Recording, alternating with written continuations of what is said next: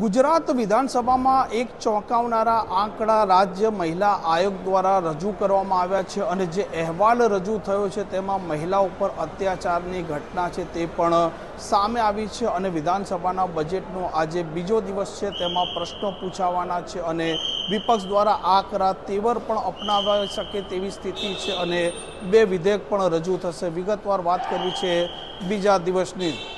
વૈષ્ણવજન તો તેને કહીએ જે પીડ પરાઈ જાનાને રે।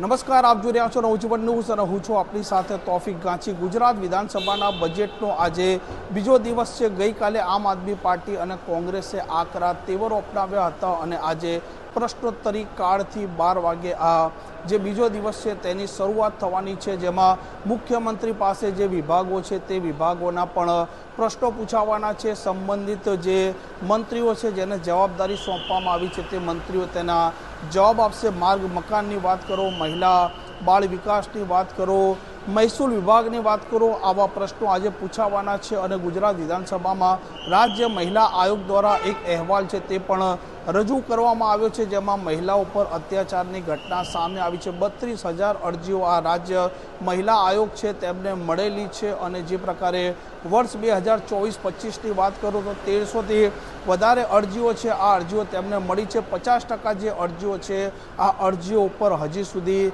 કામ છે તે ચાલુ છે, એટલે કે અરજીઓ ઉપર આ મામલા અત્યારે ચાલુ છે અને આજે બીજો દિવસ છે। આજે બીજા દિવસે વિપક્ષ છે તે સંભવિત છે તે ગૃહમાં પ્રશ્ન દરમિયાન સરકારના પાસે જવાબ માંગી શકે અને સરકાર પણ જે બે વિધેયકો લાવવા જઈ રહી છે તેમાં ગુજરાત દુકાન અને સંસ્થા એટલે કે રોજગાર નિયમન અને સેવાની શરતોનું સુધારે વિધેયક લાવવાની છે, જ્યારે બીજું છે સૌરાષ્ટ્ર ઘરખેડ ગણોત વહીવટ પતાવટ અને ખેતીની જમીન એટલે કે ગુજરાત સુધારા વિધેયક। આ બે વિધેયક આજે ગુજરાત વિધાનસભામાં રાજ્ય સરકાર લાવવાની છે અને બીજા દિવસે પણ હવે જોવાનું રહેશે કે જે રીતે ગઈકાલે વિપક્ષ દ્વારા આકરા તેવર અપનાવવામાં આવ્યા હતા, અલગ અલગ મુદ્દે તેમણે આજ હાઉસના બહાર છે તે સવાલો ઉપસ્થિત કર્યા હતા અને આજે જ્યારે પ્રશ્નોત્તરી કાળથી બીજા દિવસની શરૂઆત થવાની છે તો વિપક્ષ સરકારને કેવી રીતે ઘેરે છે, કયા કયા મુદ્દે તેમને સવાલો પૂછે છે અને આવતીકાલે પણ જ્યારે આ રાજ્યનું બજેટ રજૂ થવાનું છે, નાણામંત્રી આ બજેટ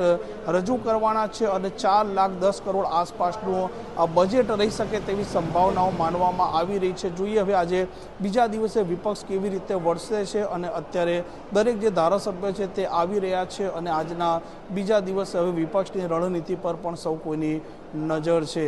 આ પ્રકારના સમાચાર માટે નવજીવન ન્યૂઝ ચેનલ સાથે જોડાયેલા રહેજો। તોફિક ગાંચી, નવજીવન ન્યૂઝ, ગાંધીનગર।